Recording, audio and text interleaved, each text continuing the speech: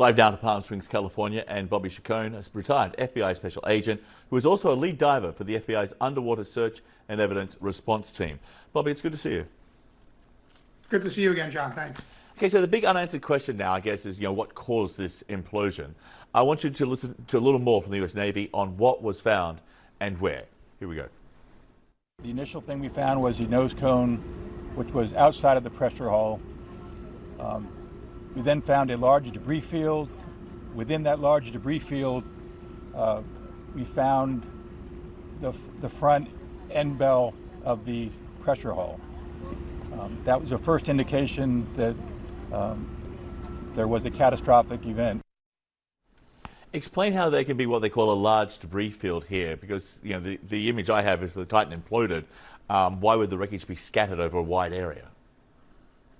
Well, you see, what happens is the implosion happens and then there's a simultaneously explosion, because there are things inside, for example, oxygen tanks that were actually inside that vessel. So when the implosion happens, then there's almost a simultaneously, it happens right after, but to the human eye, it would be almost simultaneously explosion. So the two things that they found, the cones or the caps of that vessel, if you will, were titanium. So they weren't destroyed, they were laying there. And then the carbon fiber shell that made up most of that vessel just came apart in the implosion and explosion. And that's what scattered about, and everything else inside there, including human remains, were scattered about in that. That's what the debris field is. The two titanium caps were probably intact, but the rest of it is what everything else in there was scattered about between those two caps.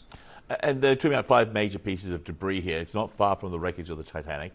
Here's a little more on where the debris is now lying. It's in an area where there is not any debris of Titanic. It is a smooth bottom. To my knowledge and anything I've seen, there's no Titanic wreckage in that area.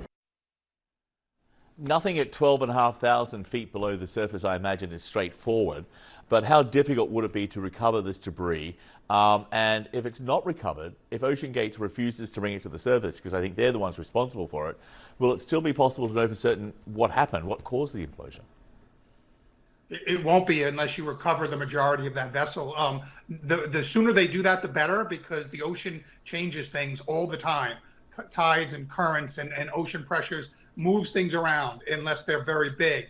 And so the best scenario is for them to get the ROVs down there that have these capabilities. They have baskets, they have arms, they can lift all the debris. Now the good thing is it sounds like there's no other Titanic debris in that section. So everything they come across there should be collected, put into baskets, and brought back to the surface for analysis. But the sooner the better, because the ocean tends to move things around. Yeah, Director James Cameron of the Titanic movie fame, he has a considerable deep sea experience, and he drew a direct comparison between the fate of the unsinkable passenger liner and the Titan submersible. Listen to this. Here's a case starkly today where the collective we didn't remember the lesson of Titanic. These guys at OceanGate didn't, because the arrogance and the hubris that sent that ship to its doom is exactly the same thing that sent those people in that sub to their fate.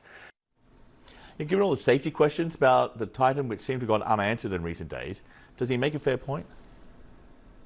I think he does. I think it's troubling that you had people both inside that company and outside that company voicing concerns about safety. There was a industry group of deep ocean explorers who got together collectively and sent a letter to this company saying, we are concerned about your safety protocols. You are not following the safety protocols that we as an industry have promulgated. And we're concerned about that because if you have a catastrophic accident, it could affect the rest of our industry.